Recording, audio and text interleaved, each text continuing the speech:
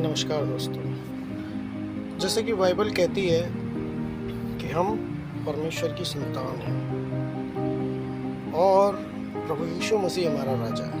तो राजा की संतान भी राजा ही होती है, भिखारी नहीं होती। और जब ये बात आती है विश्वासियों के लिए कि हम भी राजा हैं, तो लोगों के माइंड में सबसे पहला थॉट दौड़ता है कि हाँ, बहुत सारा धन, बहुत सारी दौलत, हम राजा की औलाद हैं। और ये धन दौलत की तरफ उनका माइंड डाइवर्ट होने लगता है।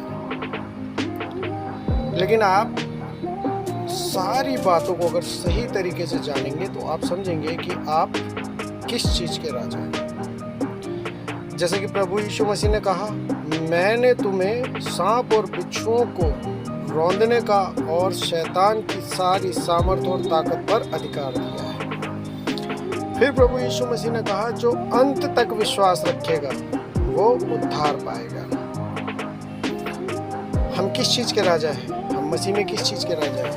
हम विश्वास के राजा और रानी। जब हम मसीह में हैं तो हम जो राजा और रानी ठहरते हैं, हम जो राजा की औलाद हैं, वो विश्वास के राजा और रानी हैं। जैसे कि प्रभु यीशु मसीह ने परमेश्वर की पूर्णता इच्छा को पूरा किया और परमेश्वर ने उन्हें संपूर्ण कुंजियाँ दी, क्योंकि वो परमेश्वर के विश्वास पर खरे उतरे हैं। इसीलिए हम विश्वास के राजा और रानी हैं। जब हम विश्वास करते हैं, प्रभु को पिता पुत्र पवित्र आत्मा पर मोहर लगाते हैं, बपतिस्मा लेते हैं और अंगीकार करते हैं कि हाँ, पिता पुत्र सत्य है, तब हमारे जीवन में उथल पुथल शुरू होती है, शैतान के कार्य शुरू होते हैं। क्योंकि प्रभु क्या कहता है एक जगह कि शैतान ने अपने चेलों से कहता है कि शैतान ने तुम्हें मांग लिया है।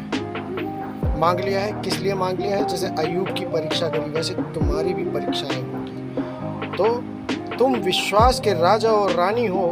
तुम जब प्रार्थनाओं को करते हो तो विश्वास रखो और अपनी प्रार्थनाओं में विश्वास से अटल रहो, क्योंकि स्वर्गदूत जो तुम्हारे लिए युद्ध लड़ते हैं वो तुम्हारे विश्वास पे युद्ध चलता है। दोस्तों, अगर तुम्हारा विश्वास डगमगा जाता है, कई बार तुम कहते हो नहीं होगा, बहुत समय बीत गया, कुछ नहीं हो रहा, मैं हार गया, मैं ये छोड़ता हूँ, मेरे को ये सब नहीं करना, तभी शैतान स्वर्गदूतों से कहता है, देख, उसका विश्वास, उसकी प्रार्थना, जिस कारण तुम मुझसे युद्ध लड़ता था, जिस कारण तुम मेरी रुकावट था, अब उसने घुटने टेक दी हैं, अब तुम मुझसे युद्ध नहीं लड़ सकता। क्योंकि जब राजा ही घोषणा कर दे कि युद्ध रोक दिया जाए तो वो युद्ध कैसे चल सकता है मेरे पास। इसीलिए विश्वासियों का विश्वास बना रखना उनका युद्ध को जीतने के समान है। इसलिए विश्वास रखें और युद्ध को जीतें।